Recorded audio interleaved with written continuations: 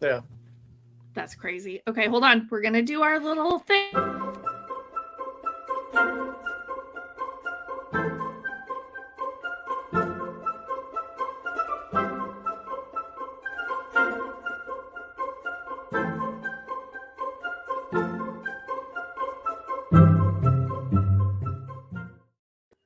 And we're live. That was really cute. I messed around with it today, and I made one for Orcs and Craig. But yes, so hopefully every time I'll be able to change the last card.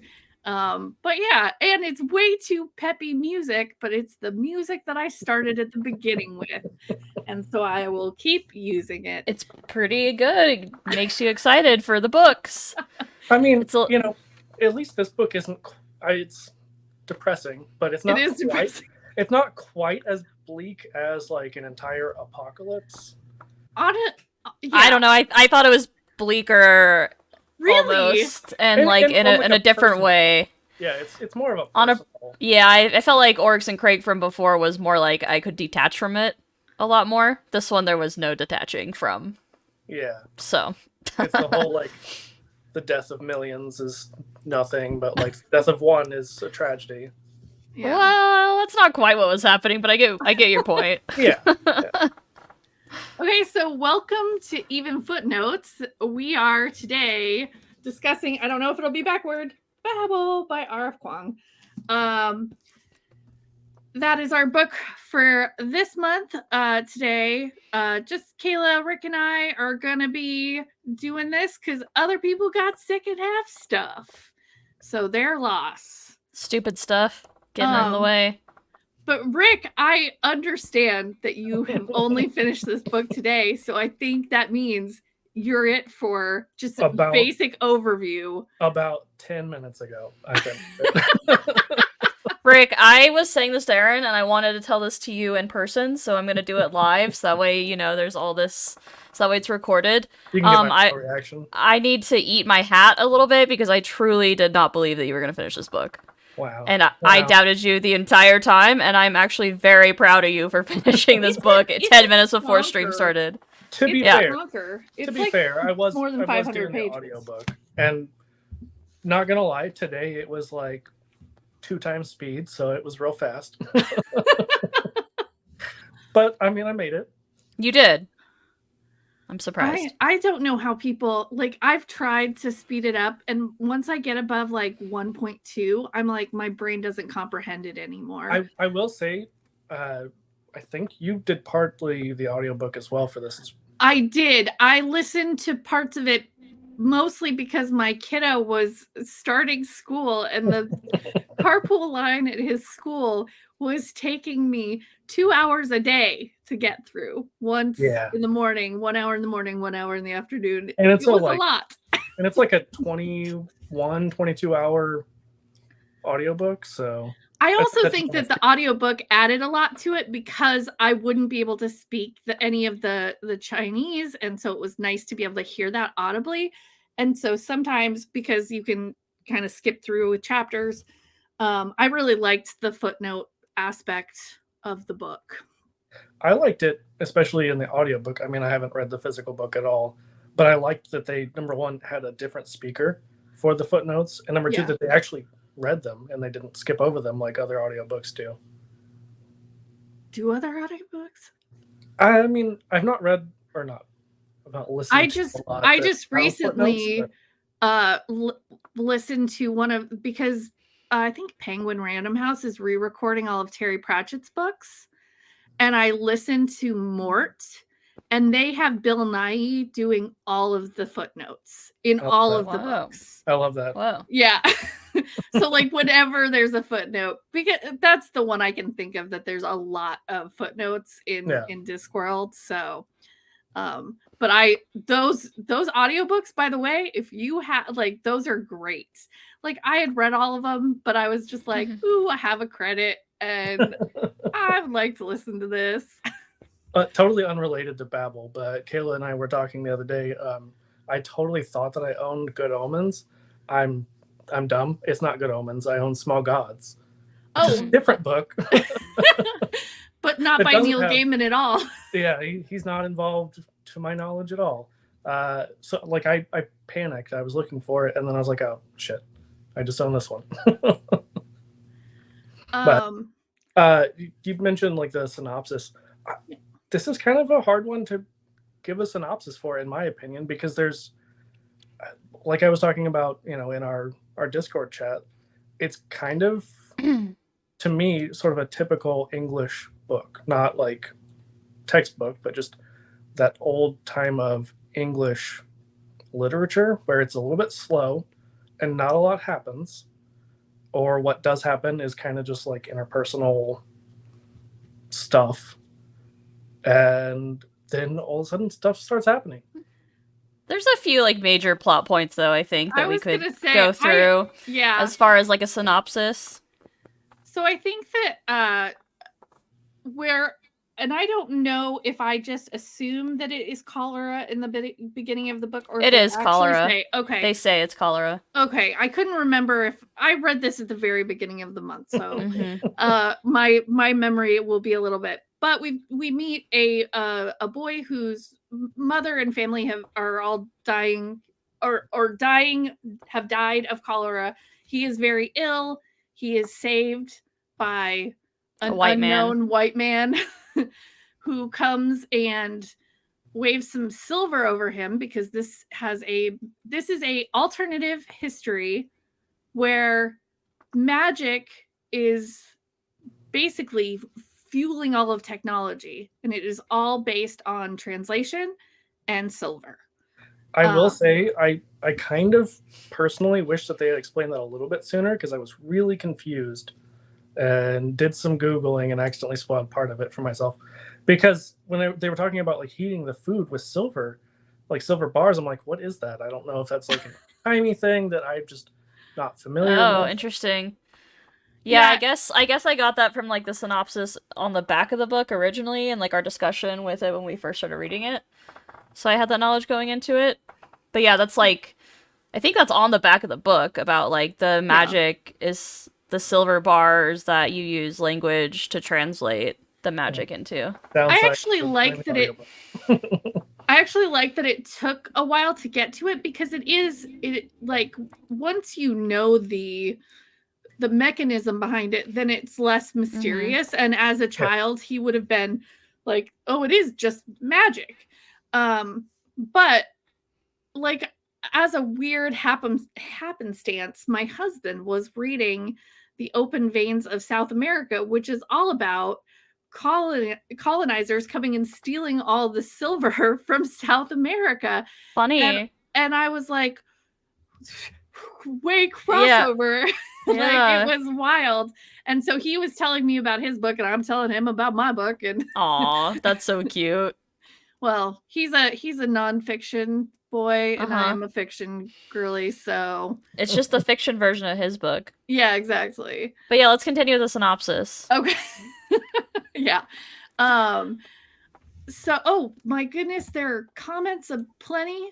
It's the blob. People are the talking. Oh, sorry. Well, we love the blob. Thank you for coming, Artemis, and who else is here? Melissa and Emily. And Emily's here. Ashley. Thanks for joining us, guys. That's so kind. So okay, little boy is saved by a mysterious white man with silver, who decides to just say, hey, I'm going to bring you back to England with me, and otherwise you'll be on the streets, but you'll have to work hard and become an Englishman. And so he starts tutoring him in languages. First of all, he's from Canton. He mostly speaks Cantonese, but white man says, hey, Cantonese, don't worry about it. We're only going to worry about Mandarin, and you need to learn Latin and Greek and English and all the languages. But the one that you naturally speak, just that one's not important. So then he works really hard, reads a lot. Old white guy is a jerk. There is some abuse. in that relationship, and eventually he gets to go to Oxford. I will say, before we get too far into that whole thing, I kind of thought it was weird that early on, they just sort of mentioned it in passing, like whenever he chooses his name, because in the typical white man fashion, they say, well, you can't use your Chinese name because one can pronounce it, which is not true. They're just being lazy. But he picks his name based on his favorite book. Yeah. And it was a little strange to me that he had all of these books, and like he knew some English already. We'll talk more about that later, but it was odd. It was just something that I noticed. Well, and right at the beginning, they mention he has lots of English books. He has sent many, many books. They are his treasures. And so he was always reading. His parents had a interesting white maid that was being paid by somebody that they didn't know she was being paid by, and she's the one that gave him all of the books. Yes, Amanda, we know. Yeah, we've read the book. I was trying not to spoil all of it yet. We were getting there. But yeah, so he is part of this, he gets to go to Oxford. He joins the Translation College, which is the kind of most prestigious college. It is also the most diverse college because everyone who goes there has to speak other languages. So unlike all the other colleges, there are people of different colors and women in the college, which is wild. Yes. So he kind of has a cohort that is 4 people. So Robin is our main character's name that he chooses. We have Robin, Rami, Victoire, and Letty. And so, oh man, that must have been an audiobook thing because I was not pronouncing it Victoire. Yeah. Oh, that's I don't know how to pronounce French. Oh yeah, that's just how you say that name. I was like, oh yeah, Victorie, because victory, great. So she was Victorie the whole time. I mean, damn it. For me, because I did not learn. I learned German in high school. I took 2 years of that, and that has helped me so much in life, meaning zero. I would have not known any of the French or the Latin really, other than a little bit, So it was more than just the Mandarin and Cantonese. It was all of it for me. I mean, there were lots of languages, to be clear.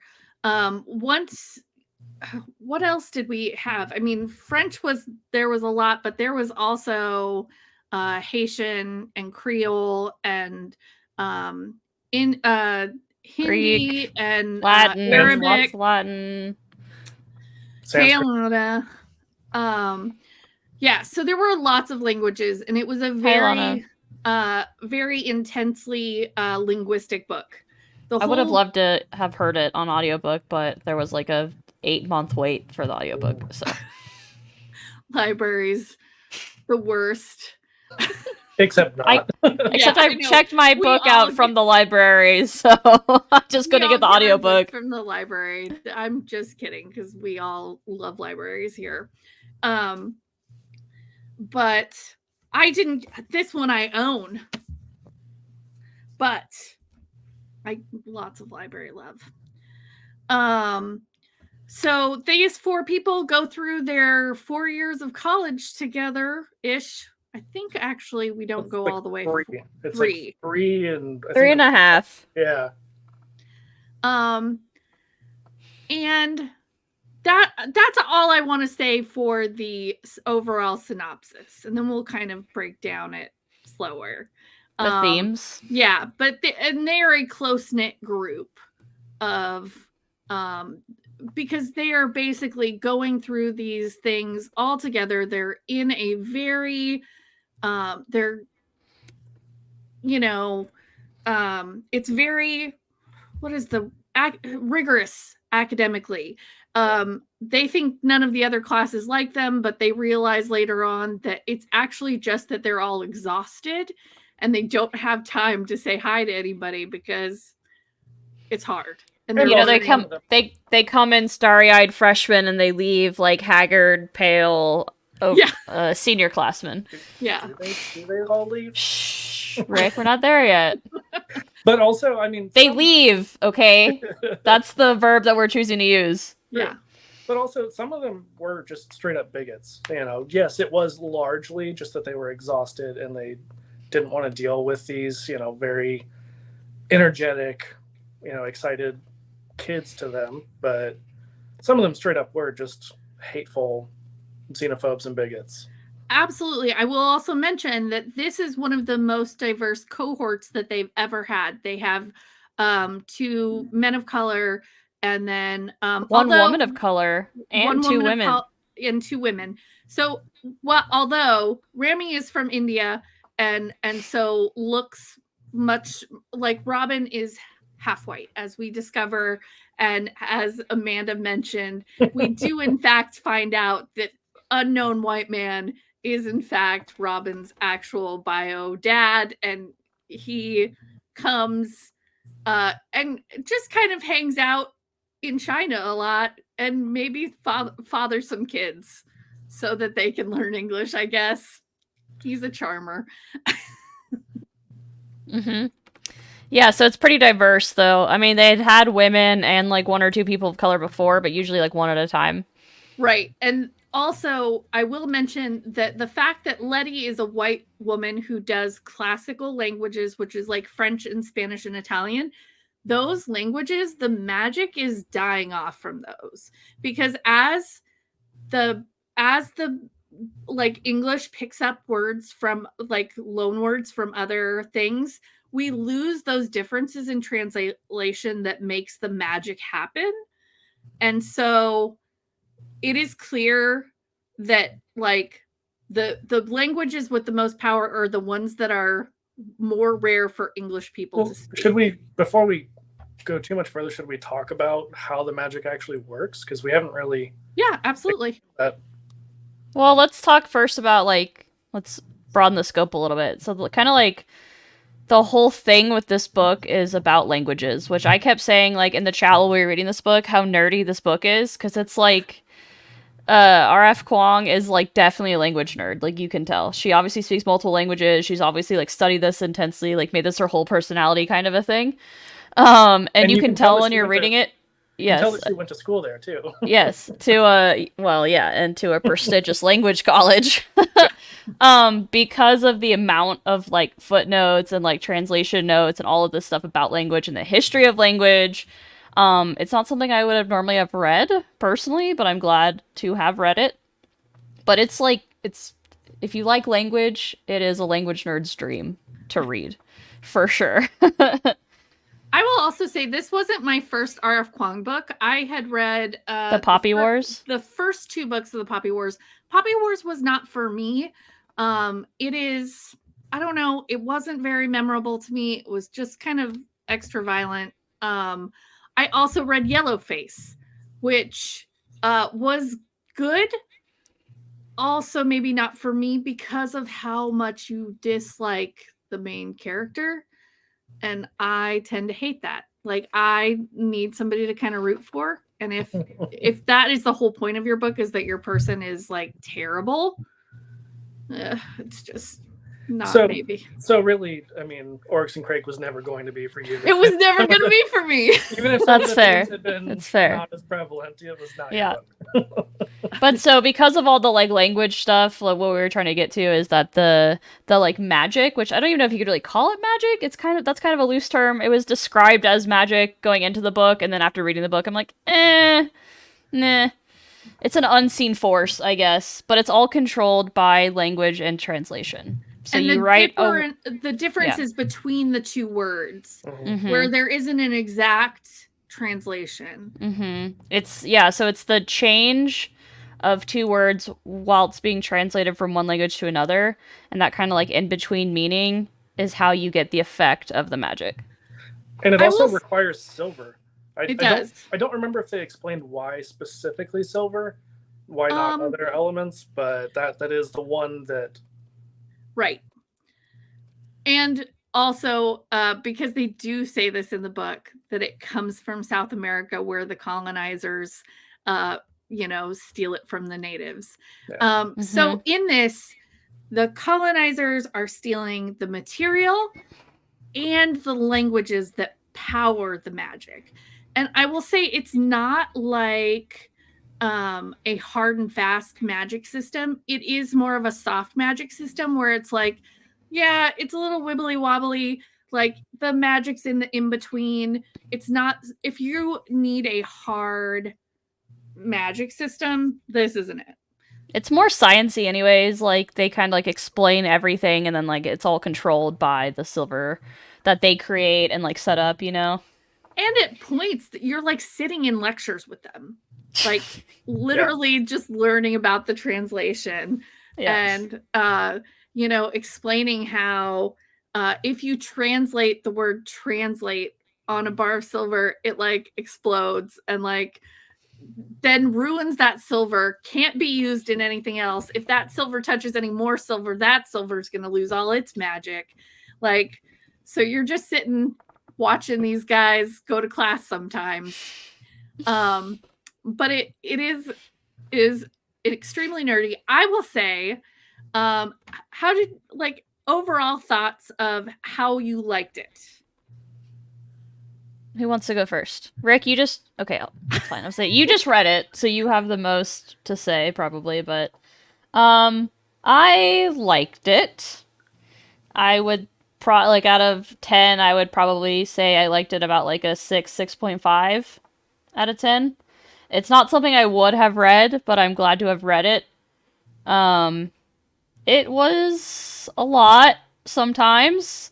It was a little too nerdy for me at other times, like the whole like academia kind of like historical fiction. That's not really my scene.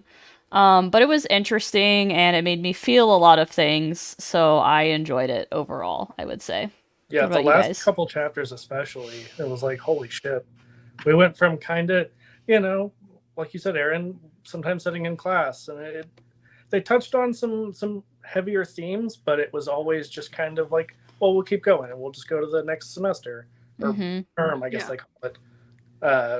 And then those last couple chapters, it's like, holy shit, I'm going to feel a whole lot of feelings today, meaning me all day.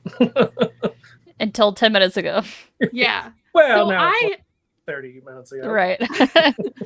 I finished this, I think, on the 4th of the month. So it has literally been a while. And immediately afterward, I was like, oh my gosh, that was so good. And then I sat with it and I was like, actually, I'm going to downgrade my rating. And so I do on a 5-point scale. And so initially I was like, it's a 4.5 for me. And then it became a 4. And then it's maybe like a 3.75 for me. And I really like it. And I think that a 3 is a good book rating. So, but there are pacing issues with this book. There is no subtlety. And I feel like if you have to go in and not expect your audience to understand, like there was no point in which she was letting it be up to us, the readers, to say colonialism bad. She says it so explicitly throughout the text that I feel like she didn't trust people to get that on their own, which may be fair, but also maybe not for the audience that this book is intended for. It also just felt really personal, Like very much, I mean, obviously it's anti-colonialism and there's nothing wrong with that, but it was just like, that was the entire tone. Like, white people destroyed everything. All these people of color have suffered. And it was just like very very strongly implemented, like Aaryn was saying. Like there was no like redemption. No single white person was ever good. Do you know what I mean? That's not true. That is not true. Well, I don't want to get into it quite yet, but there is somebody. Yeah, there is somebody who definitely at the end, the professor. Yeah, you're right. Is not like she gives up everything for the cause, and there were others too till the end. It was also very like anti, not just like anti-colonial, but anti-capitalist. Yeah. In that, the working class, they may not be totally innocent of the crimes of colonialism, but they did not willingly participate for the most part. They, participated by not taking the time and making the effort to be aware of what was going on. But, at the same time, once they knew more of what was going on, and they were already fighting their own fight, once they realized, hey, we're on the same side, and I think, yes, it's not subtle, but I think it is a good message to, remind people, like, well, hey, and I think the point is that it's like she's trying to make you feel like what it would have been to be these characters in this time period. Right. Which was often uncomfortable, and I think that's the point. Yeah, I think my point is that I feel like I want to know who exactly the audience of this book was trying to be, because if it is trying to get the Lettys of the world, right? The people who absolutely think that they're doing the best and like don't see what they're doing as being a performative ally kind of thing. Are those people going to read this book and see themselves in it with that heavy-handed message? I don't think it's for the Lettys of the book. I don't think the Lettys of the world are going to read this book. Yeah, and I mean, maybe we should continue with our synopsis, because Letty is a whole can of worms. Well, yeah. So at university, we've got our three friends, and three to Robin. Well, yeah. Yeah. I mean, they're a cohort, the four of them, but everything is from Robin's point of view, except one thing. Oh my god, dude! I know exactly where you're going with this. It bothered me so much. So, at some point, R.F. Kuang, I think, got the idea and understood that we were not understanding other people's perspectives in this book enough. And so one chapter is given to each of the three people. Like randomly throughout the book, though. Yeah. That was when I noticed the pacing was like super off. I was like, what is happening? And then it never comes back to them again. Yeah. Honestly, I kind of wish that they had done that more in the throughout. Instead of it being like, or like back to back, like all three of them had a chapter back to back. Yeah. I could see that as well, but I think more interspersed throughout like the beginning portions of it, if you kind of met them and saw a little bit of their backstory, instead of them having to tell you, if you could like see it, and say like, oh, well, this is some of what they dealt with. Because it not to skip too far ahead, but like Victoire, hers is all exposition. We learn a lot about her backstory because she goes into a whole thing about her past, towards the end. Well, and it's as an epilogue, which I was like, why even have? And at that point, it was like, well, she's already done the other two, so now we have to do Victoire at the end of the book. I was like, this is so dumb. Right. I mean, they did a little bit, where she's talking to Robin about like her past and stuff. Yeah, but it wasn't like her chapter until like as the epilogue. But yeah, anyways, Absolutely. Yeah, it does take you out of the moment. And I was gonna also say that Rami's chapter, Rami, is the first chapter that we get other than from Robin's point of view. And it is more than halfway through the book. It felt stilted. It felt like, oh, I realize I have missed this point. And so I've needed to throw in a Rami, a Letty, and a Victoire chapter. And I wish that we had felt them a little bit more thoroughly. Well, and the tone of all three was totally different, because Rami's was like backstory. Yeah. Letty's was like, after the big reveal with Letty, like far after that had happened, and then it comes back around. It's barely even like backstory. It's more just like her as like defending herself in her own chapter kind of a thing. And then Victoire was an epilogue. So I was like, what the fuck is happening with these people, Yeah. Very quickly into coming to Oxford, Robin kind of runs into some people who are burgling the Tower of Babel. So that's the college is called Babel because it is a large tower like the biblical Babel. And he runs across people who are stealing stuff out of it and helps them.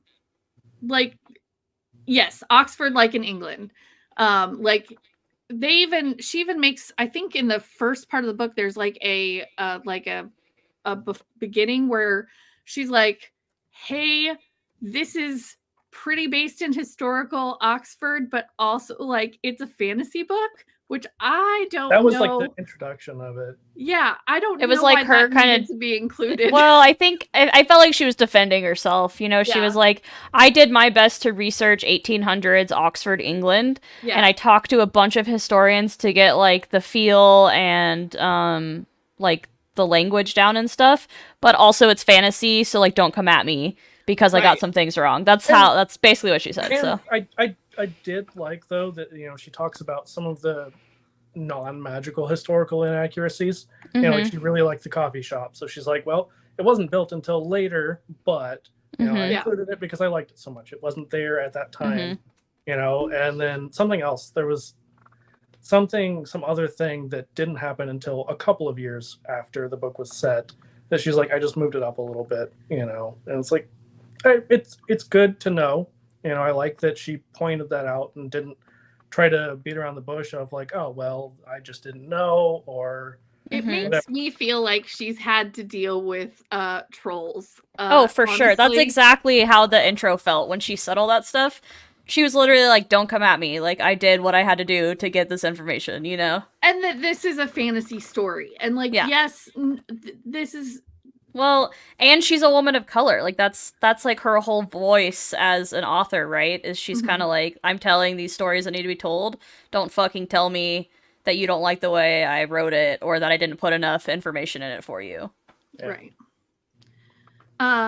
But yeah, as Robin gets there, he meets a guy who looks a lot like him, suspiciously, and kind of helps him out because of that, and helps some people steal some stuff. Finds out pretty quickly that this is his half-brother, that Professor Lovell, who is unnamed white man, as we said earlier. He actually does have a name.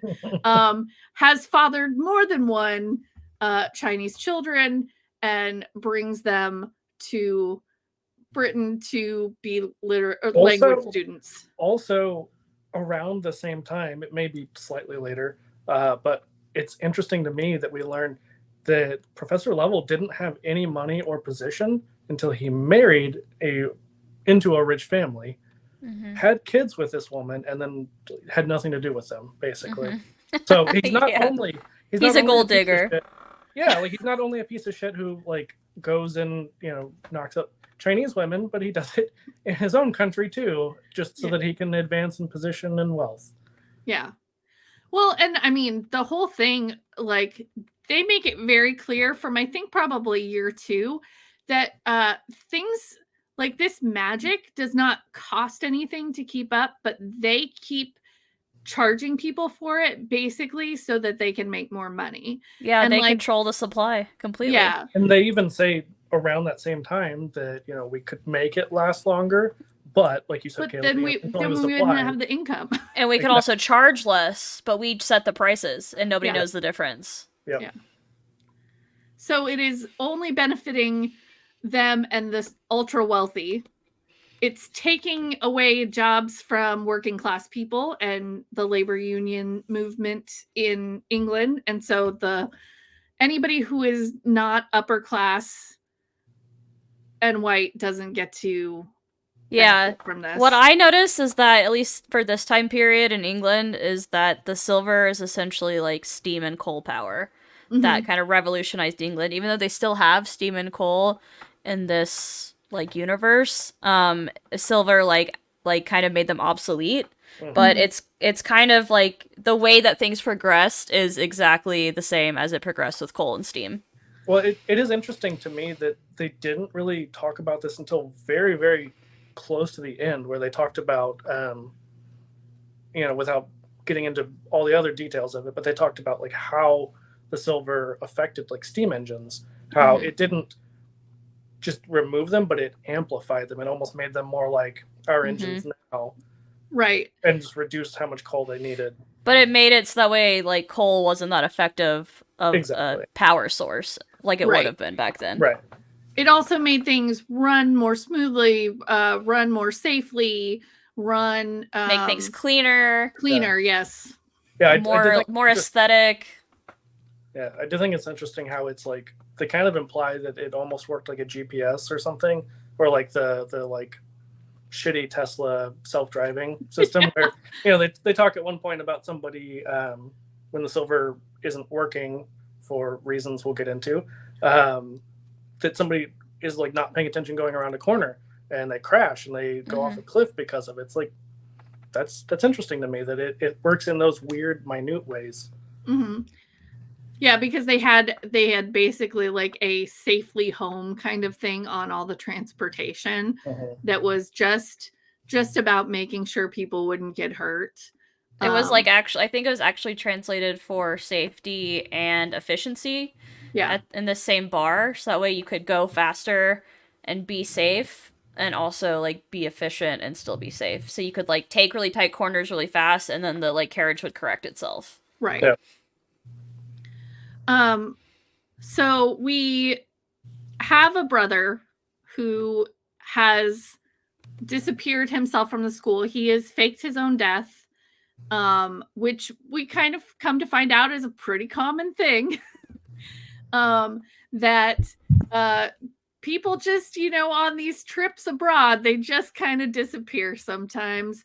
And what they're actually doing is then trying to level the playing field, give the countries that are supplying the languages silver. They're trying to kind of make it so that Oxford is not the only business in town. They're trying to kind of Robin Hood, like be able to, cure people of diseases. Like at the beginning, Dr. Lovell is able to just cure him by having him speak this word that is engraved in a silver bar to cure him of cholera.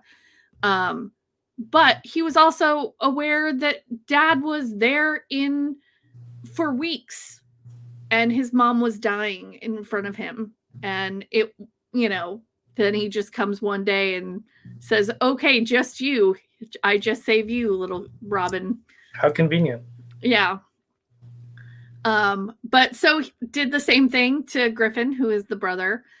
Griffin is working with this undercover, group of students trying to level the playing field. And Robin wrestles with that. He has more freedom. He has friends that he loves. He gets a stipend to be at the college. He's never had so much freedom or had so much fun with people that, love and care about him. And yet he knows throughout this that what he's doing is wrong. And so he has to kind of, Griffin wants him to, really commit to taking down the institution. And he's like, I'm not sure about that. I do want to mention as a point while we're talking about Robin in these early parts of university, Robin and Rami are kind of our only romantic subplot. And it was what so do you guys frustrating. think about that? I didn't want to, jump straight to that, but I was going to ask, like, are they? Because it's never explicitly stated at any point. Like, they never. Well, but it's like written. I know, but it's written in like him looking at Rami's like beautiful brown eyes when they're having a sunset picnic together, their first day in Oxford. There's like a handful of moments that are very much written to be romantic. But and then Robin calls him my Rami, throughout, But it's not until like things really, really escalate that's when I was like, okay, I see now. Yeah, I think I was taking it to assume, though, that in 1800s Oxford, where two men from totally different cultural backgrounds are now in colonialism, two men England, of color who are already second-class citizens in their university. There's no way they're ever going to admit to being queer, ever. Yeah. Right. And I kind of assumed that was the point. But it was, like, kind of frustrating that she put all that in so soon and then just, like, never addressed it again, except for that point where Letty was crying to Robin over Rami, and Robin was like, oh no, like, she loves Rami, and I probably do too. Yeah. See, that was kind of it. And see, I wasn't sure, because I'm not super well versed on, like, that era, especially English history at that time. Like, it just really wasn't that interesting to me. So I don't know a ton about it, but I know at times in the past, like, male relationships are a little bit more, I don't know, open than they are stereotypically today. Maybe if you were a rich white man. Right. I also think that they point out the fact that while all of the students have they are all kind of in their own way looked down upon, they also mention that Robin and Rami are allowed to, like, walk around and are allowed to do things that Victoire and Letty can't do, because they have to women. Like, they're women, and they have to, like, have men sign books out from the library so that they won't, you know, their poor little heads won't forget about them or something. I don't know, but Robin and Rami have to, like, sign out books for them. Yeah. So there are things that, like Kayla was saying, yeah, if you're a white man, there are some things that, like, they have, I think they at least had the chance to, like, hang out together. And whether could it have been, like, could they have admitted to anything more? Probably not. But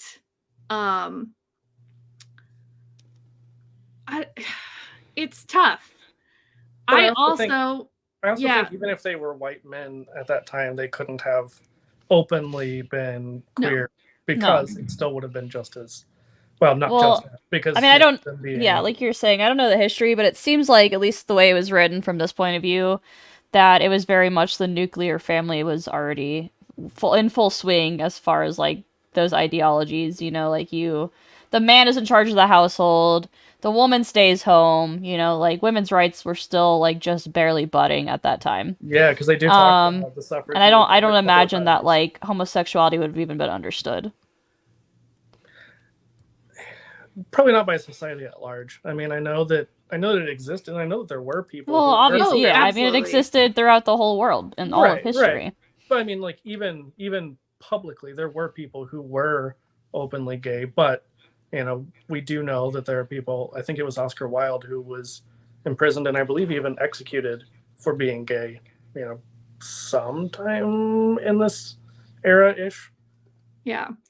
Well, and I also think, though, that had they, like, decided to go all in on this, they could have had wives that they left in a country house, similar to how Professor Lovell has a wife, and could have, you know, lived apart. And at least as men, they maybe could have done that, right? Mm-hmm. Gone on hunting trips together. Yeah, exactly. But I also think Rami points out, when Letty makes advances at him, that there's no way ever that he would have consideration toward her, because of that it would not be safe for him, which I think is, he's like, I'm a brown man and she's a white girl. Like, it's just not ever going to happen. So, you know, who knows? If, like, Robin maybe could have gotten married, but probably not Rami. Yeah. Right? I mean, like, it's a bummer that the romance didn't happen, but ultimately I think it kind of helped with how this book was written, because I think it would have just kind of made it yet another weird pacing issue for us, you know? I just wish they had given me a little bit more. I know. It's like, it was, like, almost, like, a little too... She just, like, sprinkled it a little too little for me, you know? also they talk so much about how, especially the two boys, they were with each other late into the night. Sometimes almost until morning, studying and doing other like they could have totally just been like open at that point. Yeah. Well, and also I remember a point where, so very early on, I think maybe the first day they meet, Remy starts calling Robin Birdie. And then at some point, Letty calls Robin Birdie, and he's like, "No, don't ever call me that." Well, only Remy called him that, right? Yeah. So it was, I really wish that we had been able to get a little bit more. But at the same time, I feel like it would have just made it that much more tragic. Like it would have been just like too much of like a heavy-handed. But tragedy. maybe we need a hard called Babel. Like what is it called? The necessity of violence. Yeah. Mm-hmm. The arcane history of the Oxford Translators' Revolution. So if you went into this thinking that it was going to not be a translator's revolution, that just spoiled that for you on the title page. Yeah, this is a Victorian lighthearted college romp, right? Yeah. Mm-hmm. It is until it's not. Right. It was indeed a translator's revolution. Absolutely. Hey, yeah. Jason. Do we want to get to that part of the book? I do. Yeah. We've been hinting at it, and then. Yeah. So obviously there is a faction of people who are trying to take down the university. Griffin is involved. Robin is involved for a while, and then kind of says, "I'm gonna part ways with you guys." And then one night, he happens to run into somebody else who's breaking in and trying to steal stuff. And it's Victoire and Remy. So, and Remy is very upset that Robin didn't bring this to him immediately.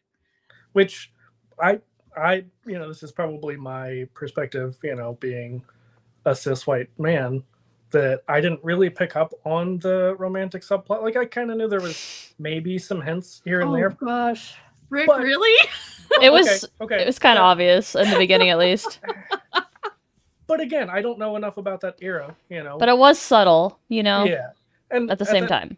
And yeah, that era is known, like the Victorian era, where you would write like a longing letter to your best male friend, and yes, maybe some of them were closeted, but it was not an uncommon thing. So that's true.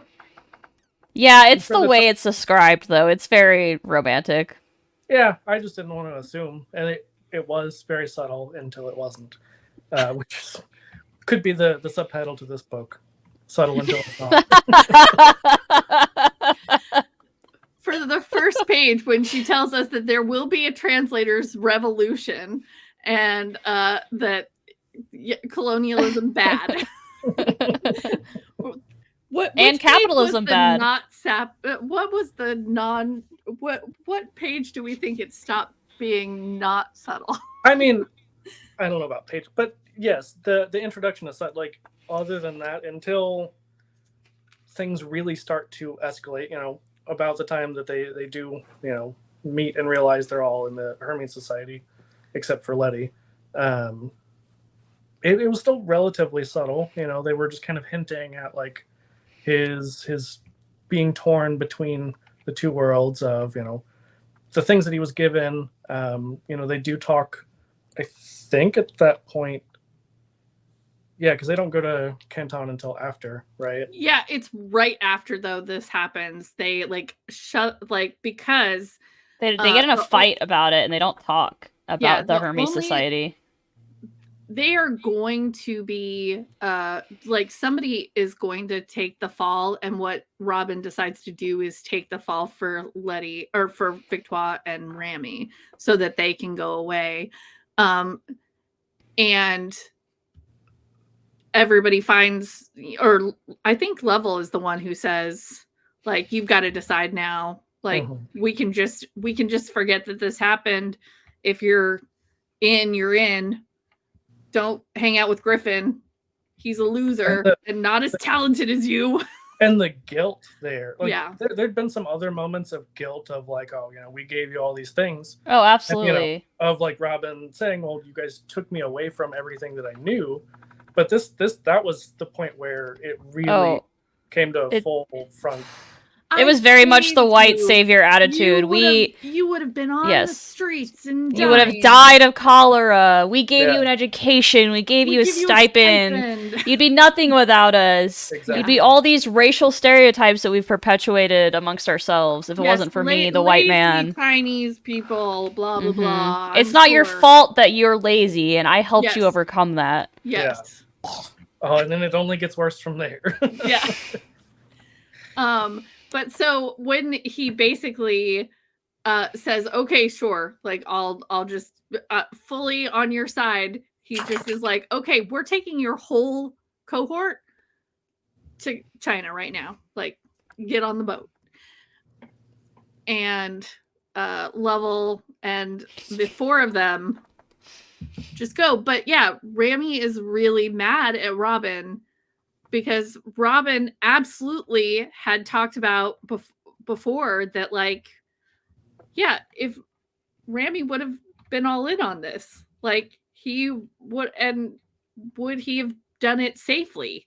Well, yeah, that was the problem, right? Is like Robin thought he was isolated in knowing about the Hermes Society, and he felt obligated to Babel and Oxford and all of the other white people in charge, and he kind of felt like he owed it to them to do his best and to succeed, and he loved it there and loved learning.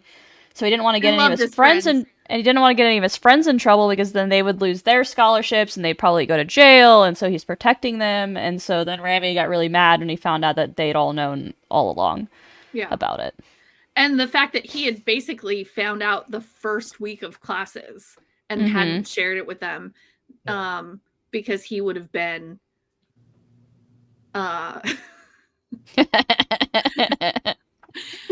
Jason came late, but obviously wishes that he could fight with Rick. Jason, if you want to jump in, come on, Jason, come on in. But it's Rick was late to the last one. It's okay to be late. Wow. Yeah. I want to hear your opinions, but it is he thinks that he's saving Rami. He thinks that he is that Rami is hot-headed and that Rami will put himself in danger, and he thinks he's keeping Rami safe. And that's pretty clear. And so Rami feels pretty betrayed by that and is angry that he didn't tell him sooner and that they weren't all in on this together. But the trip to Canton is awkward. A terrible disaster. Yeah, awkward is an understatement. Super awkward. Because Letty doesn't know. She's the one out of all four of them that is like super unaware of what's happening. And they're all mad at each other for like this 6-week voyage across the sea. And then, she doesn't know why. Hi, Jason. Welcome. Way to fuck it up, Jason. Hi. He came in to yell at Rick about the subtleties of male-on-male romance in 1800s England. I will say, they get into it more specifically later, but, they clearly, they intentionally divided all of these students, especially the international students, and made them feel very alone so that they wouldn't, and they say that. Exactly what they ended up doing. Well, and that the people in the Far East languages wanted more, like, realized that the Western languages were dying in magic, so they needed more of these students, but they were also worried about putting a whole bunch of people from colonized areas together. Because, like we had said before, people just, went missing sometimes and faked their deaths and then went to work for the Hermes Society. And when you need more translators, you just make them. You breed more. Yeah. You go steal them from their motherland and bring them over here and give them a stipend. So the ride to Canton was awkward, and then they get to Canton and a bunch of shit happens, right, Aaryn? Oh, absolutely. This is kind of where the pacing starts to pick up for a little bit, and then it slows down again. Yeah. And then it picks up again. after Canton, I couldn't put the book down. Yeah. Mm-hmm. So see, I don't know. I think the ride back from Canton is where I think things sped up the most. Yeah. Yeah. But when they get to Canton, they are basically the only thing that they have to give the Chinese is heroin. Mm-hmm. Opium. Yeah.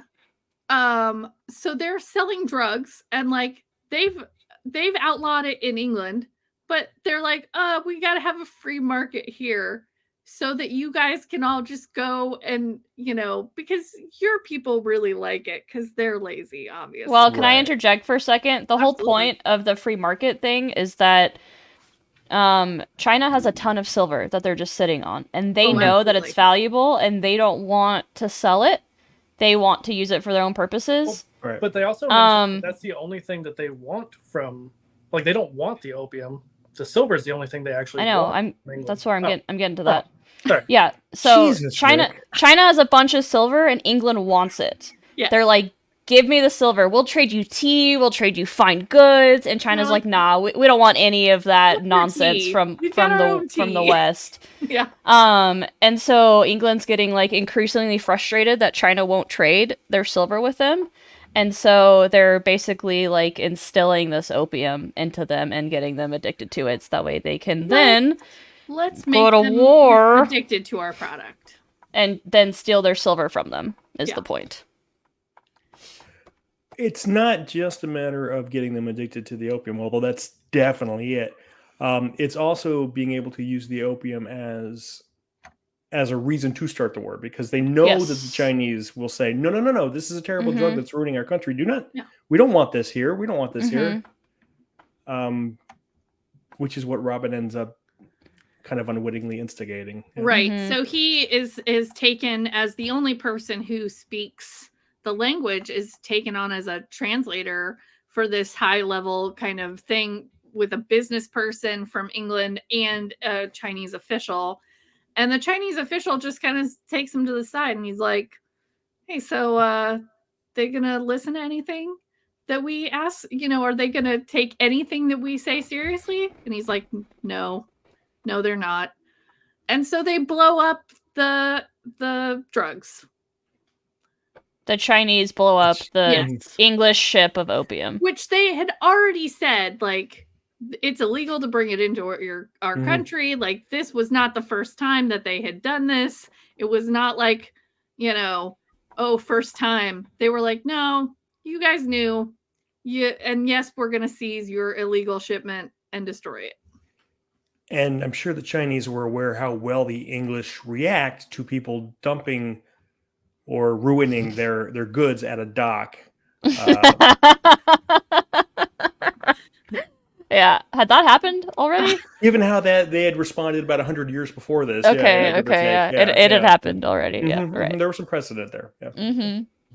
That's funny. I mean, throughout the book, like all of the colonized areas are through the Hermes Society. We know that they're vaguely aware of how England is dealing with other, countries, or how South America is dealing with Spain and Portugal, and and how the thing is moving. But now,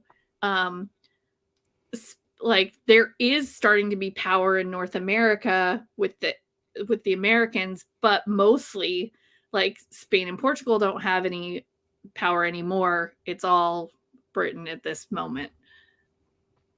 And the only reason the Americans still have power is because they still have legalized slave trade. I mean, and that's...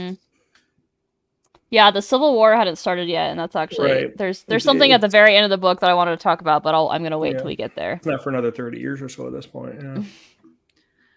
So when they get there, and Robin says this to this Chinese official, and he gets back and they're like, well, what the heck did you say? And he's like, nothing. I didn't say anything. Like, he just wanted to say that my Chinese was so great. Yeah. It's like, I was completely honest and answered the guy's question. Or, never do that. Don't do that. No. Yeah. And so part of. So they immediately get back on a boat to go back to Britain because Robin done messed everything up. And Professor Lovell is pissed. Yeah. On the ship back to England, which is a very slow boat before they had a long boat or a short boat from China. It's the slow boat from China. Yeah. But that's where the real shit goes down because Robin's getting in trouble, and during the somebody else helped me out with this. When there was the theft that Victoire and Rami were in on, Professor Lovell gives Robin a silver bar that was used to kill a student, Evie, several years prior by Griffin. And Evie was like the best student that the Babel had ever had. One of the first female students allowed at Oxford, and she was a genius. Yes. So everyone loves Evie, and but Griffin killed her. He's terrible and definitely did it in cold blood. And so this is for you to remember who Griffin really is, and gives him this bar that basically kills somebody. Makes their chest explode. Yeah. And so during a fight with Professor Lovell, he has this bar on him. It's very like Robin thought he was going to get hurt. And he activates this bar, and Professor Lovell is dead.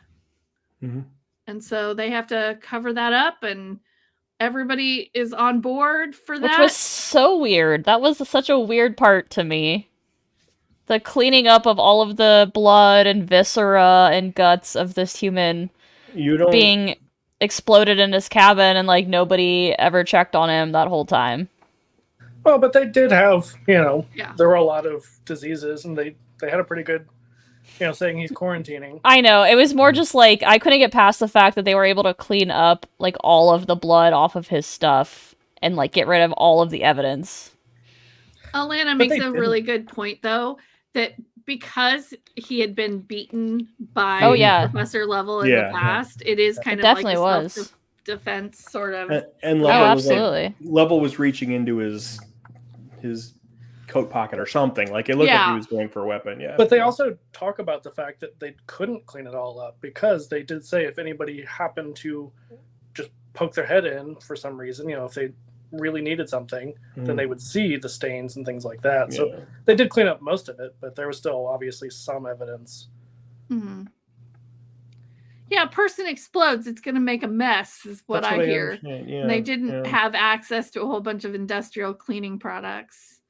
Or magic silver blood be gone bars. I think they forgot to bring those as well. Yeah. They had to start making their own blood be gone. Blood be gone. But yeah, they throw his body in a chest and throw it over the the back of the boat, and but everybody's really on board with covering this up, including Letty. Which is, she knew it is, she understood that Professor Lovell was Robin's dad. Like everybody kind of knew because they look alike. But wasn't Letty the one who was like, well, you could just turn yourself in and say it was self-defense? Like she wasn't totally on board with the cover-up. She was pretty on board though, pretty early on. Like, she was hesitant, but like, she's like, of course I'm not going to turn you in. You're my friend. You're right. I love you. Yeah, she was on board in that aspect. She wasn't just going to like go rat on him, but she was like, you could turn yourself in. You could say it was self-defense. Like he was. Well, and that's when they were like, oh, honey. Yeah. That would never work. No. Exactly. Because we're not white. Yeah, and that's kind of the foreshadowing. But what does that have to do with anything? Yeah. So that was definitely a big foreshadowing moment for sure, as far as like their relationship with Letty. Because they had never told Letty about Hermes because they didn't think she would understand, and she still never fully does. And they still actually haven't told Letty about Hermes. It is not until they get back to England that she kind of walks in and overhears them talking about it when when Robin and Rami finally have it out about this whole like, why didn't you tell me sort of thing. But she says, oh yeah, no, I'm with you guys, but just like, don't keep secrets from me. And that at that point, I have a little thing. So I have a highlighted, and when Letty lets them know that she's okay being on their side, she's crying, and it says, it would seem the great paradox, the fact that after everything they had told Letty, all the pain that they had shared, she was the one who needed comfort. So it's the white woman's tears. It's the they're having to attend to her needs in this time where their lives are in danger. You guys have already you've mentioned how not subtle this book is already, right? Like this. Okay. It's come up a couple times. Okay. A few times. Okay. It is. That was my question kind of initially, was like, who is this book for? Because I feel like she doesn't trust us to get it on our own. It's for white teenagers who've never had to think about anyone but themselves. You think it is for the Lettys? I think it's intro to colonialism. Yeah, I think that's exactly what it is. I think it's for white kids who've never had to think about this before. I don't think it's for the Lettys, though. I really don't. I think that the Lettys wouldn't have picked up this book in the first place. The thing that I kept thinking once they get a little further along is that Letty is the liberal who, is like, oh, we can still work within the system, whereas the others are the leftists. Obviously there's some division we see later between the people who are left, but they're still the leftists who are like, no, we need to tear down the system and start over. So, again, very subtle. Right. And so that's what happens. They get back to England and they have to now all be in the Hermes Society. They are hidden. They are being secreted away into a safe house. They are trying to help. It takes a little bit though. They do. They go back to school, and then their professors find out. Oh yeah, one of them says I'm in Hermes too. Yeah, the headmaster tries to trick Robin into telling him about Hermes, and Robin sees right through it, and then they flee and they go in hiding. Yeah. Professor Playfair, whatever. Yeah, Playfair, Playfair, yeah. Because because they're at a like at a big ball party. or something. It's an alumni dinner, party. Yeah. Which is something where it's a complete festival of opulence. Like, it's ridiculous. They have seafood, and at some point at the beginning of the book, she's like, I know that they wouldn't have eaten raw seafood, but it's fancies. Yeah. Well, and they also have the students who are not white be servants, essentially, so they can justify being there. Yeah. Because you would have to have paid or gotten an outfit basically to go. And so Victoire and Letty go because Letty buys them tickets, but Robin and Remy serve food. Oh yeah, I forgot about that because Victoire didn't want to go. Right. And Letty It's a different party, but yes. Oh, that's true still. It's the first party. It's the party where they get drunk, and then Letty tells Robin how much she loves Remy, and Robin comforts her. That's that party. Oh, okay. Isn't that the one where Victoire almost gets assaulted? Is that the same party? Yeah. Or does get assaulted, but The alumni party is very brief. They're invited, they go as guests. They're not serving. Oh, okay. And then they're being asked a bunch of questions about their trip, and they're all really on edge. And then that's when Professor Playfair is like, "Oh, I'm in Hermes. Tell me the secret password." That's right. Yeah, I forgot there were two different ones. And so at that point they do go into hiding. They all leave together and go hang out with one of the older classmen who had recruited Remy and Victoire into the Hermes Society, who is Anthony, right? The one who had faked his turns out he had faked his death, but also Griffin faked his death too. Like, and like they fake it in the same way, and the staff are just like, yeah, that happens. Like they all died on their overseas voyage in the exact same way. Yeah, it just happens. You know, these colonized areas, they're so dangerous. Mm-hmm. But at the same time, they do. You know, we do find out at some point. I think we already know by this point of the book that the school knew about Hermes. They didn't know all the details, but they knew they existed, other than just the break-ins, because there were also random, unrelated break-ins as well, or supposedly unrelated. Yeah. So, I mean, I think that some of it was... I got the sense, like, before we knew that the school knows about Hermes, so when they're talking about Anthony's death, I got the sense in that part of the book that the higher-ups at Oxford know that these people didn't actually die and that they just kind of dissimulated themselves, like, from the school on purpose, and that they're, like, just going with the story because that's the most believable thing. So that's why when Robin is like, I can't believe that they only talk about his death for one day, like, they don't have a service, like, I can't believe nobody cares. Like, my understanding was that they're just, like, brushing it aside because they also know he didn't die, and they just don't want to, like, bring attention to Hermes at all. And they don't want to put any ideas into the heads of the other colonized students. It goes back to the whole... Wait, well, you can leave? You can take what you've learned and go away? Oh. No way. It goes back to the whole, like, isolation and division thing of not wanting them to know that there are other people out there. Yeah, there are other options. Yeah. And also by feeling like they have elevated just them, that is enough of a reason to stay within the system that will continue to oppress their countrymen. But yeah, they go into hiding. But as we may have, given you pause to believe, Letty does betray them and tells the police where they are hiding, and comes in with a gun to help the police and shoots Rami.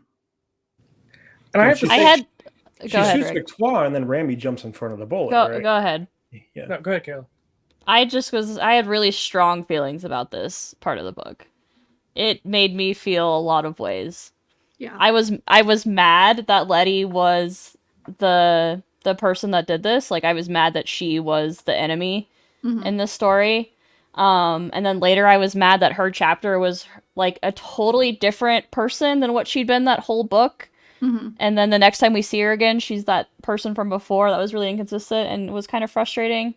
But then I had to like kind of reconcile that, because I'm like, oh, like, yeah, their white best friend is the enemy, but I'm like, yeah, okay, that fits the whole theme of the book. Like, yes, the betrayal is real. Like, that's a real legitimate feeling to have. It was a little bit weird, that she kind of hinted at being an admiral's daughter. She talked about it a little bit, but it was never a big thing. And then all of a sudden, she's like really good with guns and like knows all this stuff. And what frustrated me later. So it was like the whole time in the book, Letty's this kind of like sensitive, like she's very emotional. She has all these strong feelings, and she constantly needs to be like consoled. And she's always getting in a fight with Rami because he's always pushing her buttons. And like she can stand up for herself, but she was never like this tough, like independent, like fierce type of woman. And then all of a sudden she betrays them, and it's almost like she's a double agent, and she's like, oh, I've been this like super tough, like gun wielding badass this whole time, blah blah blah. And then later she comes back and apologizes, and she's just weeping and crying and like, I'm so sorry. And I was just like, what is happening? It was very strange. Yeah, because it is very clear that she has feelings for Rami throughout the book. She tells Robin this. And the fact that like they make it pretty clear that she's a good shot and she's decides to shoot, like it felt, I don't know, it felt a little bit, it didn't feel like it lined up with the Letty that we had before in the book. That's what I'm saying too. Basically, like I'm not saying that she wasn't bad, but was she this bad? Like, was she like shooting him because she loved him and he wasn't gonna give her the time of day. Like that's what it felt like. It felt like a calculated, like, I'm taking him out because if I can't have him, nobody can have him kind of thing. And it also felt like I'm protecting myself, so I'm gonna go tell my daddy everything that you guys have been doing. And like that was not the person that they had painted up until this point. So I mean, it was very confusing. She does say, her reasoning for that was, trying to protect them, which was bullshit. And, if she would have listened to them at any point, she would have seen that doing what she did wasn't going to protect them. It was just going to hurt them. Mm-hmm. But I feel like it would have been more believable for me if Letty had told the cops and then not shown up. Not that she would have gone in guns blazing with them. Like right. I agree. Like it was very strange, that whole thing, especially when they did her chapter later and they were kind of like trying to like justify her being this kind of like she had been abused and like she didn't get her brother was the star and like she really wanted to go to Oxford and her father looked down on her because she was a woman and like poor her and she's really like this super like strong independent woman and then she goes to Oxford and just pretends to be this like soft weepy lady. But then she really like bared her soul to her friends. Like I really like didn't follow that at all. So. Yeah, it felt like they really tried to shoehorn that in. And I have to say, usually whenever I read or even watch movies, I don't think too much about like what's coming because I like to be surprised. I like to just kind of go with it and see what happens. But Letty, about the time, like whenever she's like, I just need some air, I'm like, oh fuck.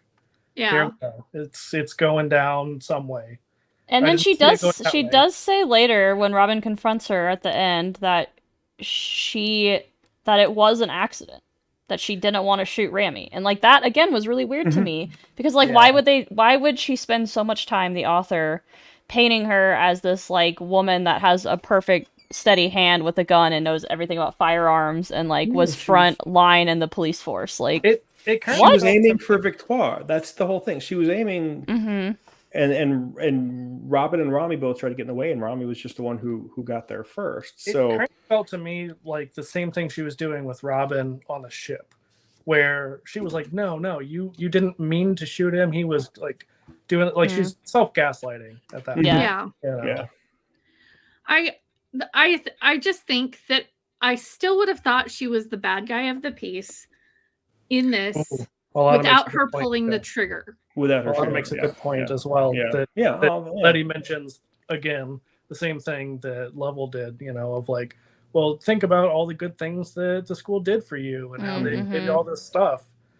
She brings that to light again. Well, that's the thing that she can't like get past. She's like, I understand why you killed Lovell. I understand like kind of why you guys want to protect your homelands, but what I don't understand is why you'd want to hurt Oxford, because Oxford has done so much to elevate you and like give you status and give you opportunity. And isn't it better than before?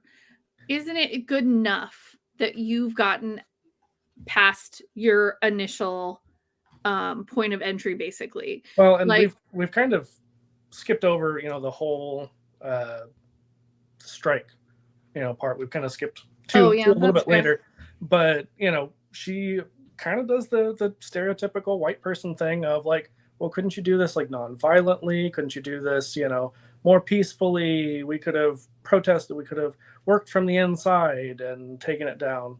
It's like, it doesn't. Number one, it's the subtitle of the book, so we know it was coming. But number two, it doesn't work that way. Yeah. But you have to eat the rich. Yeah. After this, with Letty has betrayed them, and Robin and Victoire are the only ones left of their group. Basically, they walk back into Babel with a little bit of support because their whole everything from the Hermes Society has been burned down, basically, at least from this safe house that they were in. They got raided and most of Hermes was killed and they escaped the Griffin. And the so at that point Anthony and Gretchen are killed. Is that yeah? They think everybody's dead. Yeah. Because I think Letty tells them that they killed everybody. Yeah. Oh no! Everyone in the society is dead. Yes, yeah. It's just Robin and Victoire. Yeah. So and they and Griffin for a little bit. Right. They are able to get out a message, though, to they're hoping somebody else, but they don't know. And they walk in basically back to the building and are just like, we're going to go on strike. Yeah, well, but I think it's important to mention what happens before that, which is that there's a showdown between Sterling Jones and Griffin where they shoot each other in the street when the police are looking for them all. Griffin dies, and it's like, this was a hard-pacing moment for me too, because Rami has just died, plus all of Hermes Society, and they're all, like, having a breakdown, and then they're doing all this stuff with Griffin, and then Griffin dies, and then Robin's having another breakdown, well, also, like, while all this stuff is happening, and it's just also, like, okay. That scene, wasn't that, like, after Victoire and Robin had been imprisoned and tortured? No. Oh. No? Because... I'm losing. Oh, you're right. Yeah, that happens first. I forgot all about that too. The first time you meet Sterling was when they're in prison. He comes in and he tortures Robin for a while. Yeah. And then probably tortures Victoire as well. Yeah. You're right. So they get tortured first by Sterling Jones, and then Griffin saves them, and then Griffin dies. Out, right. And it's like a whole emotional roller coaster through this part of the book, which was like very hard to read for a while. Because like Robin has that moment of, he doesn't really betray Hermes, but he does a little bit, because he's like, well, I'm going to die, but Victoire's going to die if I don't give them something. So like, what's the least damaging thing? And I forget what specifically he says, but he's like, here's this little bit of information, and then he hears a gunshot and a scream. Yeah. And they make Victoire hear the same thing. But she would have given Robin up. She said she did not give them anything. Feeling like there was no way to save them anyway. Yeah. But yeah, so Griffin dies, and he was kind of the mastermind of the whole, like, violence is the only solution path, where everybody else was kind of like, we don't necessarily need violence to accomplish this. And so now that Griffin is dead, Robin is like, what the fuck do? We have to take Griffin's plan and put it into action, which is taking over the tower. So they walk in. They hope somebody else from Hermes knows about it, because they put out this message, but they just walk in and basically say, like, hey guys, you're hostages. You're hostages, but also, like, kind of, do you want to join us? Like, they just walk in and kind of say, like, do you know what this is going on? Like, do you know what these people are doing? Do you know that they are, specifically, he says that they're, like, manufacturing a war in China. Do you know this? And so some people join them absolutely voluntarily. A handful. Yeah. And then some people leave, and they let those people leave. And Professor, is it Chakravarti? Is that how you say it? He's like, oh, I got your message. Yeah. So he was in Hermes, but he didn't really know anybody yet. He was a kind of new Hermes person, because he was too high up. However, and I can't remember the woman professor's name. Yeah, I'm totally drawing a blank. Professor Stickuber, but Grant? Is it? No. Stills? Small? Samsonite? Just saying words now, Jesus. I am trying to find her. I know. I'm looking it up. Yeah. Swanson. Don't mind us. We're all just buffering now. Yeah. No, for sure. Professor Kraft. Yep. Yep. So, and she is our white character who stays with them till the end. So the only other students who stay are other international students. Yeah. So when I think it was Rick who said that there were no good white people. It was me. Oh, okay. We do have Professor Kraft. Wow. Sorry. One ally.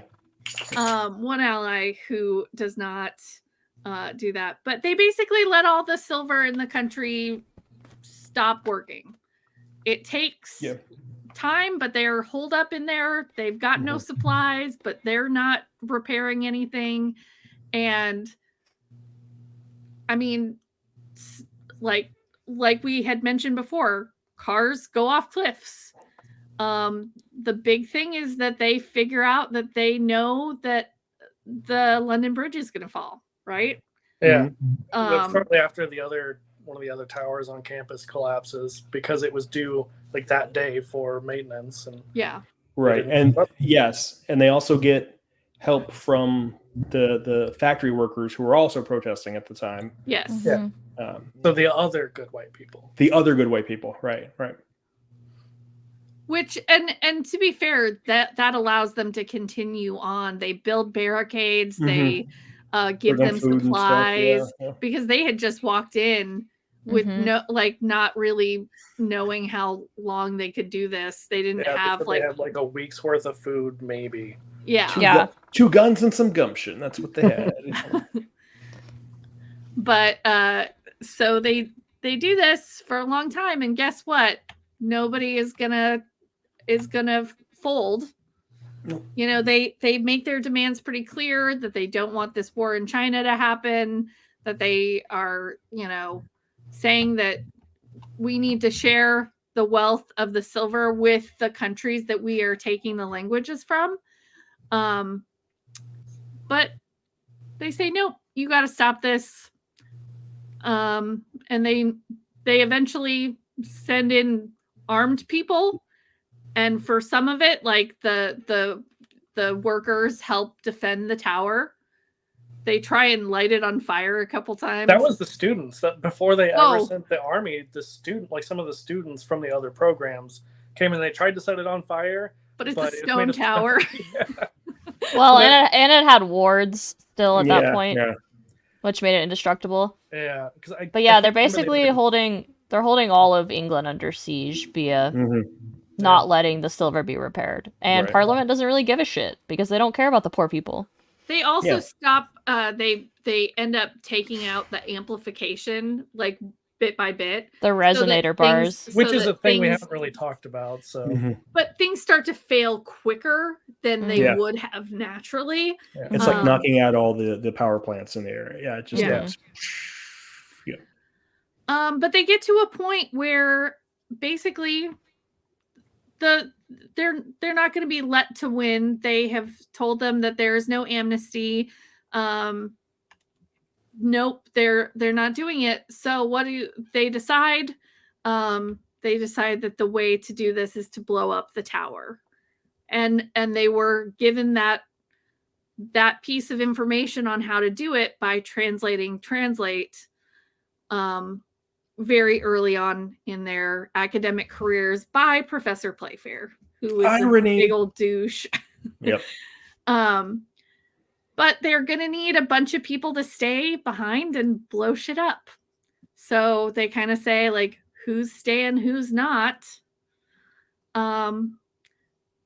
Chakravarti leaves because he doesn't want the bridge to be he had already left by that point. When they weren't going to save the bridge, he was like, this is too much. This is too much. Too much of a you've crossed a line here. There was a lot of philosophical debates among all of them on like violence, especially Robin and Victoire. They go back and forth repeatedly on like, this is too much.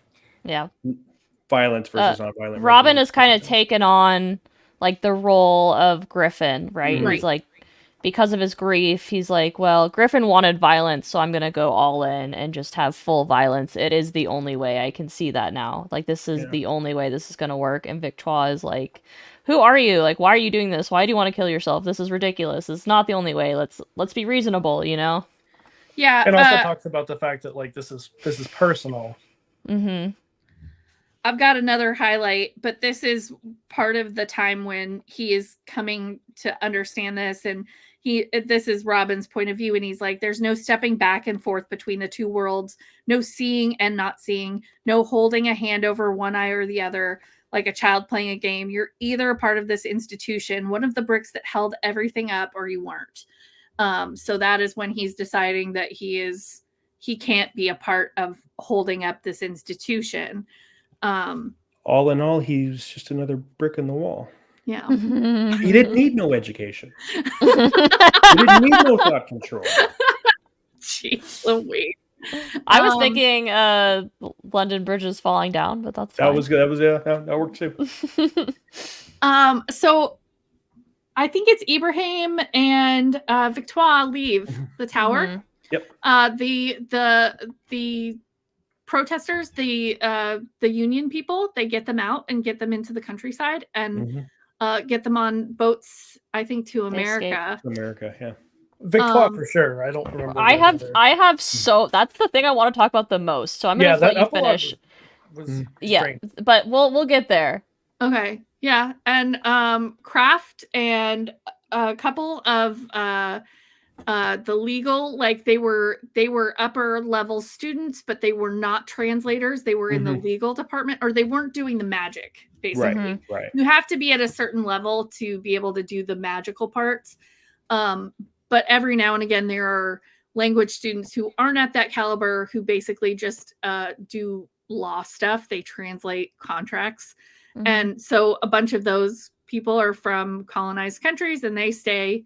Kraft, Robin, and a few other people stay and blow the tower to smithereens. And die. And themselves. Yep. And themselves. But crippling, I mean, that... Yes. That is like, it's not something that they can rebuild. All of the silver in the tower, all of the runes that Grammaticas. Yeah, it will basically take out their ability to do silver working in England. Not entirely, but for a long time. Chunk of it, enough to stop them from being the dominant power in the world. Yeah, it ends the empire. Yeah. Yeah. But yeah, what do you want to talk about with Victoire? Well, the epilogue was okay, because like we had talked about this before, how everybody got their own chapter. So the epilogue is Victoire's chapter of her escaping on the first ship she can get, which is to America. And the whole time I was like, why the fuck is she going to America of all the places she could have gone when slavery is in full swing and they haven't even had their revolution yet? And she's a black woman going over there. I was just like, oh, this is ridiculous. I was just like so mad. The only like kind of saving grace in there is she talks about like wanting to see the free Haiti, because she finds out that Haiti has had their revolution and is now a free country. She is Haitian, right? Yes. Yeah, she's Haitian. Yeah. But it's like, I don't know, like after all of the conversation and the mood around colonialism, and all of the like racism that they experienced up to this point, you know, and then she's just like, well, it was the first ship I could get, you know, but she's like, oh, I could go back to France and like check on my family. I could go to Haiti, where I'm from, where they're free. And then she chooses to go to America. And then in the same vein is like, I know that they haven't liberated their slaves yet. So I'm just and like, she feels that's where she can do the most good. Yeah. I mean, that was her whole argument with Robin. It's like, we've lost this battle, but we haven't. The war's not done. We regroup. We go somewhere else. We try again. You know, yeah. It gave me so much anxiety because I'm like, as soon as she steps off that ship, something's going to happen to her. Sure. Yeah. She's 22 years old. She's just because she was free in England and free in Haiti doesn't mean that she's suddenly free in America. Yeah, I think the implication, you know, is that she's going to go be part of like the Underground Railroad and stuff like that. Yeah, but you're right, Kayla. That it's probably not how it would have happened realistically. I also think that, at least I did, I really felt like when we were talking about the colonialism, it was so much like England bad, like they are the superpower. And then because of this, like I kind of, and because my husband was reading The Open Veins of Latin America, I also found some anti-colonial books to read, and like I started reading How to Hide an Empire, the greater American history, like not like the colonies of America, because America was just as bad just later. Like I feel like it kind of was trying to say like, oh, she'll be safer in America. Yes, I agree. I know. That drove me crazy. And no.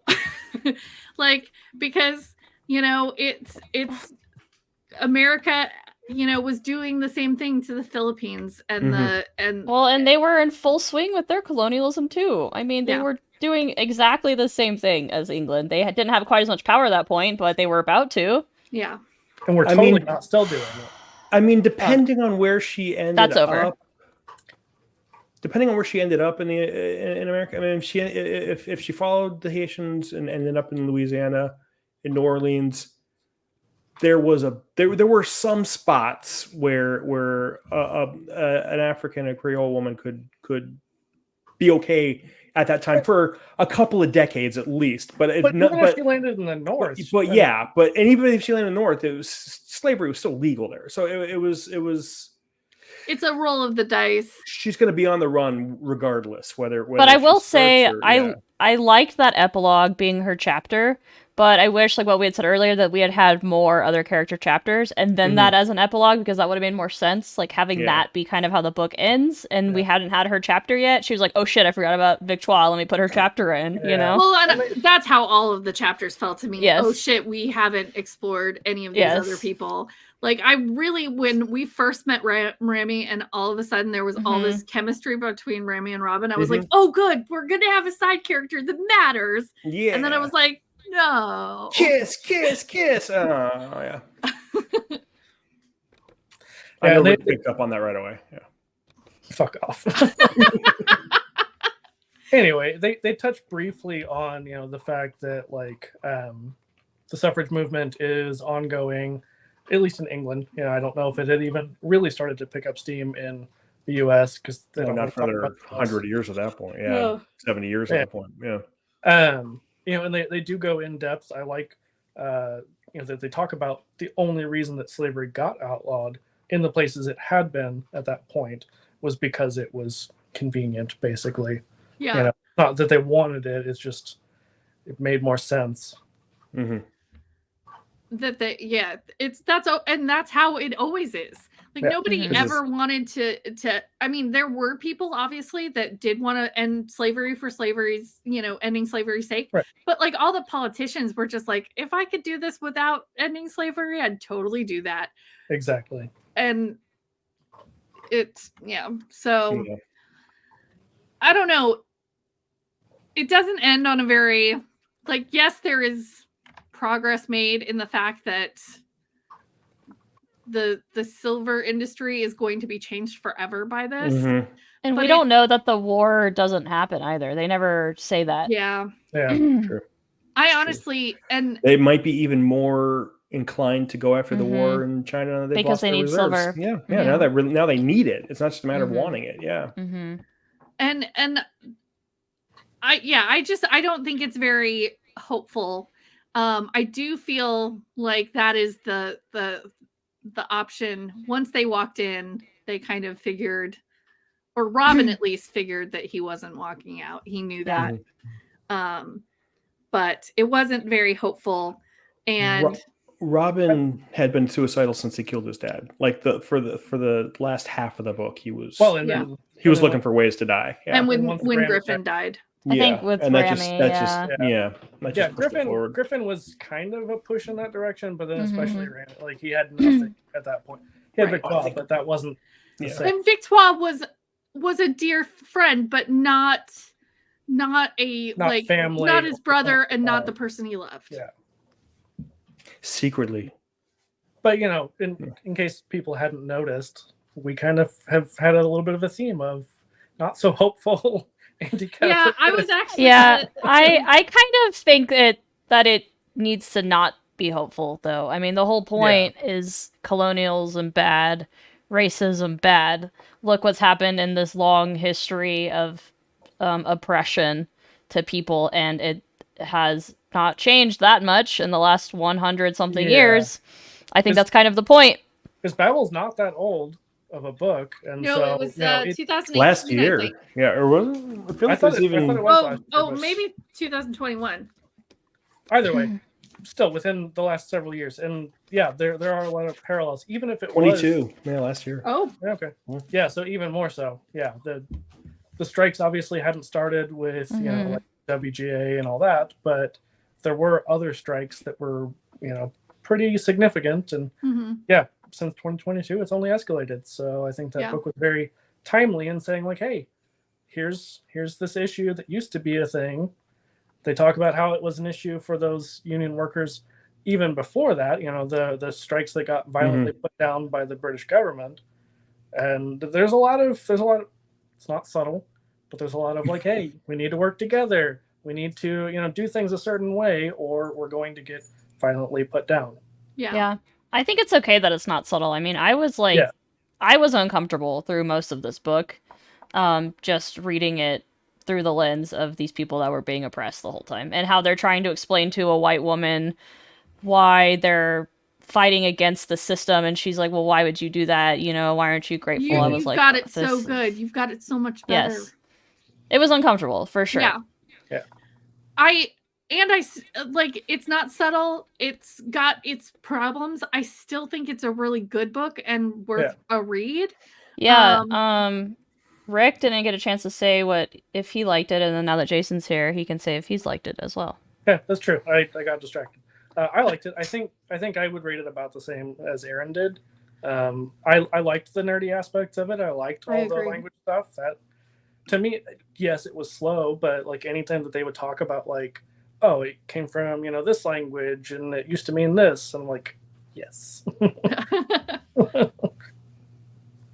Yeah, the linguistic stuff I thought was fascinating. I love books about people going to school. Like, I don't know, I just like for some weird reason we don't talk about. From that right. Well, for a time I loved those books as well. But you give me kids going to a magic school and I'm all over it. Like, I love it. Like the Magician series by Lev Grossman, love it. Mm-hmm. Yeah. So thought it was great, but this just felt, I don't know, I guess it was the pacing. Maybe it was just how blunt it was. I had a hard time connecting with it. And not because I don't empathize and appreciate what the students were going through and the horrors of colonialism. That's absolutely not the case. It was just I didn't get drawn in by this book. So it's a for me. I do think this is very much for a teenage kid, for a teenager who may not understand, the ramifications of capitalism or colonialism or whatever other horrible things that white people have perpetuated on this planet and its people for the past 3,000 odd years. I will say I agree. It is kind of a young person's book. Yeah, it felt very much like a YA novel, which is not a problem. We've read a couple already, but it wasn't marketed that way. I didn't get that at all. I didn't either. And I also think we can see, the trends of YA books being so popular among adults that maybe YA isn't as young targeted as it was originally intended. Or maybe the original YA audience is just now in their 20s and 30s. Yeah. I think the reason that I say that it's like a YA book is that when you are young, you feel like you have to make this impact in this short amount of time. And they only have this one time to do this. And I think that as you get older and you continue to live, you realize that living is the longer game, the harder game, that there is more to do over a life than go up in a blaze of glory. And I feel like a lot of YA kind of books are in this moment where they're going to make this huge difference. And I feel like that's maybe what I mean by the YA. That's why I think I'm more on Kayla's side with this, because you've got that whole struggle between Robin and Victoire of like, no, we need to make this serious impact right now. We need to hurt them. Versus like, we can do stuff in the long term. We don't have to kill ourselves to do this. We can take it slow and let it happen over time. So, but I also think, Kayla, you and I seem to be the ones who don't mind the unsubtle as much. He says, not knowing it was unsubtle. not realizing that there was a I'm just kidding, love story from page 5. Yeah. But I mean, it's on page 5. The unsubtlety starts off. I mean, Robin Swift. It was pretty quick. Yeah. Robin Swift is a bird that lives a short amount of time, and birds of its gone. Victoire is victory. You know, she's going to be her way in the end is going to be the way that I did like that. won. Yeah, it was right there. You know, I also from the beginning. Yeah. The subtitle is "or the necessity of violence," you know.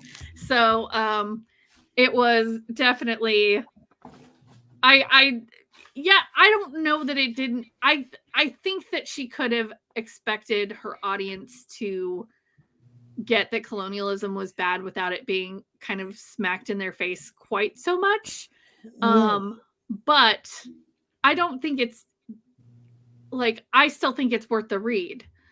Yeah, I guess I just didn't connect. I would be interested in reading her. The Poppy Wars. The Poppy Wars, which was a trilogy that I think she won a Hugo Award for, or Nebula or something. But again, deals with colonialism. But I think maybe if spaced out over 3 books, maybe it feels a little more, I don't know, subtle. But this just felt like it was just like I need to throw in everything all at once and wrap everything up.